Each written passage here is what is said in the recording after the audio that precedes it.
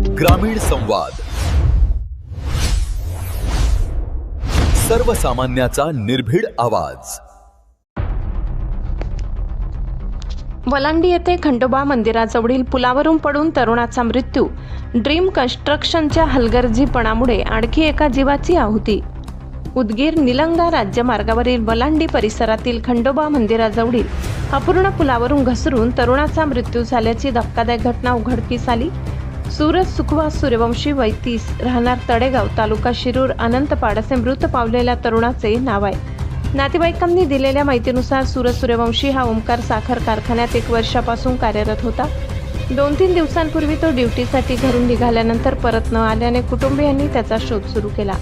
Phone बंद असल्याने नातेवाईकांनी सहकाऱ्यांशी संपर्क साधला असता ड्युटी संपवून तो गेला आहे अशी माहिती मिळाली। आज सकाळी वलांडी येथील शेतात कामाला जात असलेल्या शेतकऱ्यांना खंडोबा मंदिराजवळील पुलाच्या खालील खड्ड्यातून येणारा दुर्गंधीचा वास जाणवला। त्यांनी खाली पाहिले असता एक मृतदेह आणि हिरो होंडा कंपनीची मोटरसायकल क्रमांक MH14CA 1692 दिसून आली। पुलाला कठडे नसल्यामुळे घसरून पडल्याने त्याचा मृत्यू झाल्याचे प्राथमिक तपासातून स्पष्ट झाले। देवणी पोलीस स्टेशनचे पोलीस उपनिरीक्षक गोपाल वरांडे व वलांडी बीटचे राजेश लामतुरे यांच्या उपस्थितीत पंचनामा करण्यात आला। मृतदेह शवविच्छेदनासाठी पाठवण्यात आला असून नातेवाईकांना ताप देण्याची प्रक्रिया सुरू आहे। पुलाला कठडे नसल्याने मृत्यूचा सिलसिला कायम। उदगीर निलंगा 238 राज्य मार्गाचे काम मागील 5 ते 6 वर्षापासून संथ गतीने सुरू आहे। आतापर्यंत अनेक कंत्राटदार काम अर्धवट सोडून पसार झाले।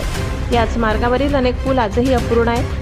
कठडे नसल्याने या ठिकाणी 10 ते 15 मोटरसायकल स्वारांचा मृत्यू झाल्याची स्थानिकांची माहिती आहे। ड्रीम कन्स्ट्रक्शन कंपनीच्या हलगर्जीपणाविरोधात नागरिकांमध्ये संताप आहे। सार्वजनिक बांधकाम विभागाकडे सतत तक्रारी करून सुरक्षा उपाययोजना न झाल्याने लोकांमध्ये प्रचंड नाराजी आहे। घरचा एकमेव आधार गमावला।